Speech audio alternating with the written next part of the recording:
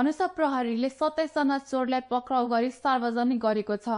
जिल्लामा चोरीको घटना बढेसँगै जिल्ला प्रहरी कार्यालय धनुषाले विभिन्न स्थान र मितिमा पक्राउ परेका आरोपितहरूलाई सार्वजनिक गरेको हो।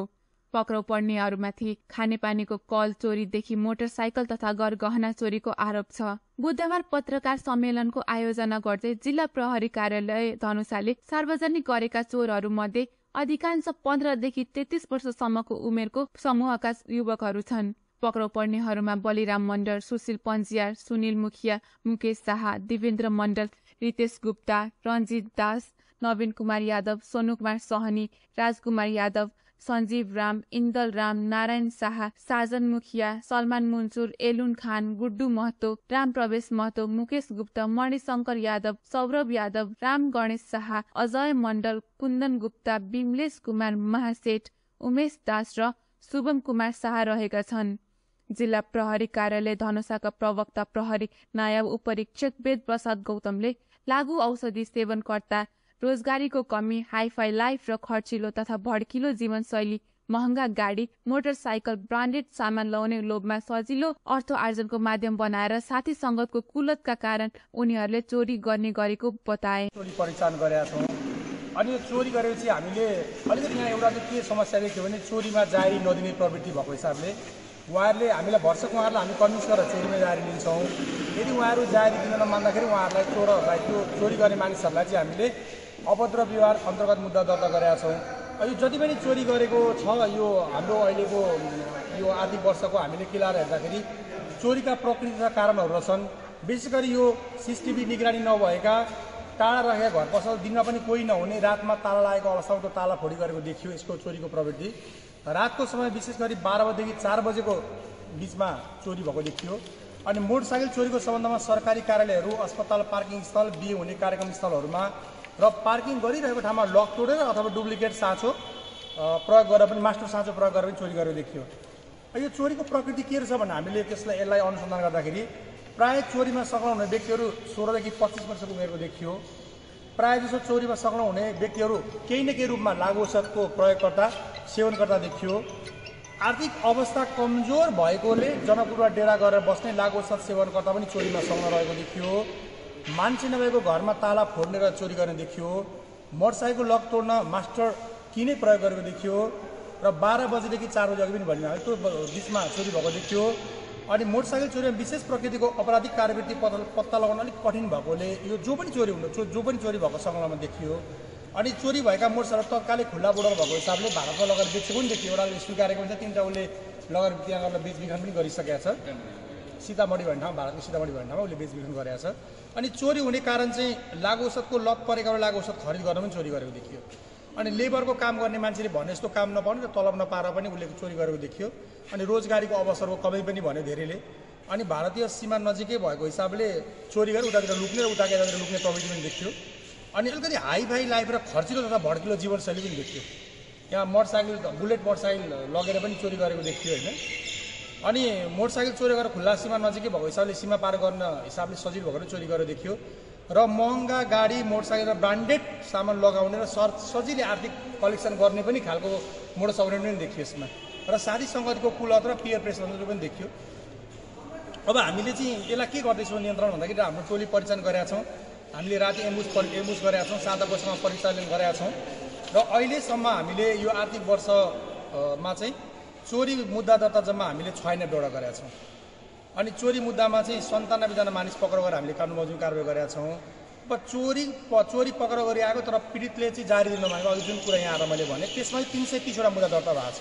उहाँहरूले चाहिँ अलिकति यो चोरीमा सामान ढिलो पाउँछ भने अथवा जारी नै दिन नमाने प्रवृत्तिले चोरी गरेर सिधै छोड्न मिलेन। हामीले उहाँलाई चाहिँ अभद्र व्यवहार भनेर हामीले 330 वटा मुद्दा दर्ता गरेका छौँ।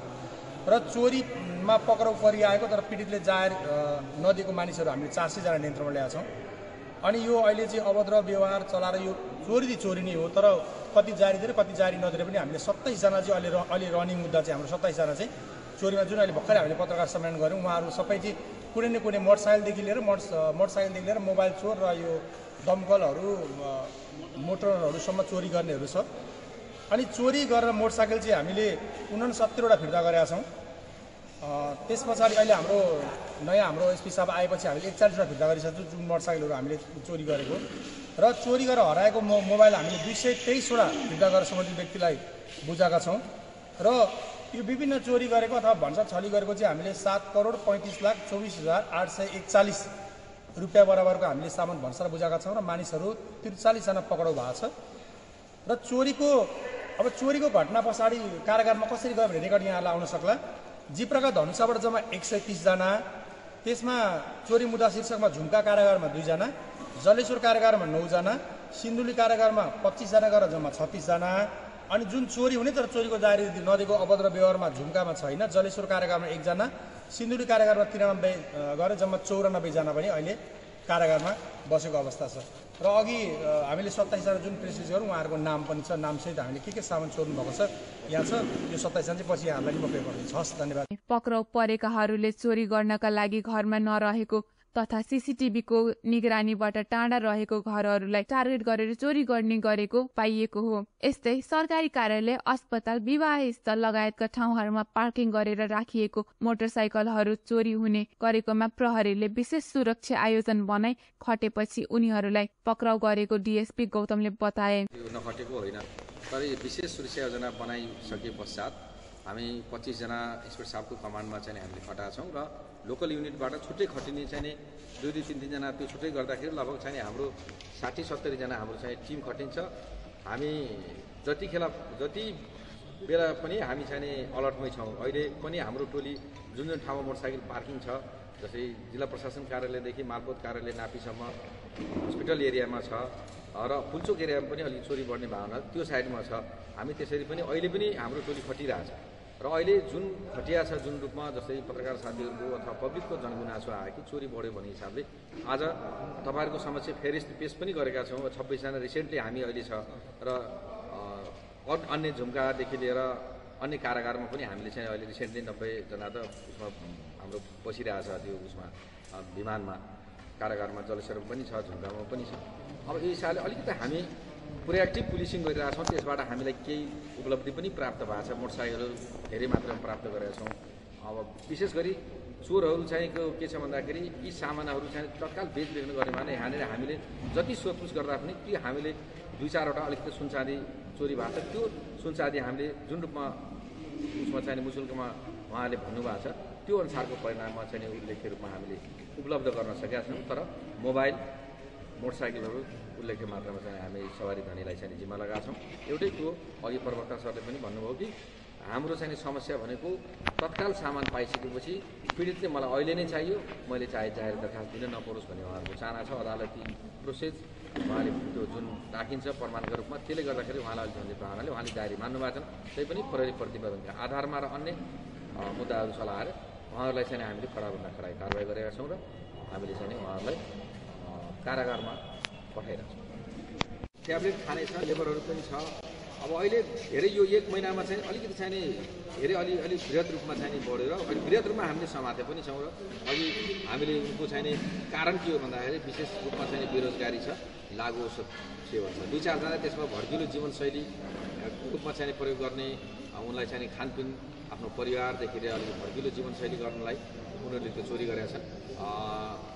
त्यस्तो अन्य छैन, यही गरिबीकै कारणले चाहिँ अलिकति चाहिँ बेरोजगारी, गरिबी र नसाका कारण। उनका अनुसार चालु आर्थिक वर्षमा हालसम्म 97 जना चोर पक्राउ परेका छन्। यस्तै चोरीमा पक्राउ परेपछि पीडितले जाहेरी दिन नमानेपछि पक्राउ परेका 400 जना माथि अभद्र व्यवहार शीर्षकमा मुद्दामा चलाइएको जिल्ला प्रहरी कार्यालय धनुषाले जनाएको छ।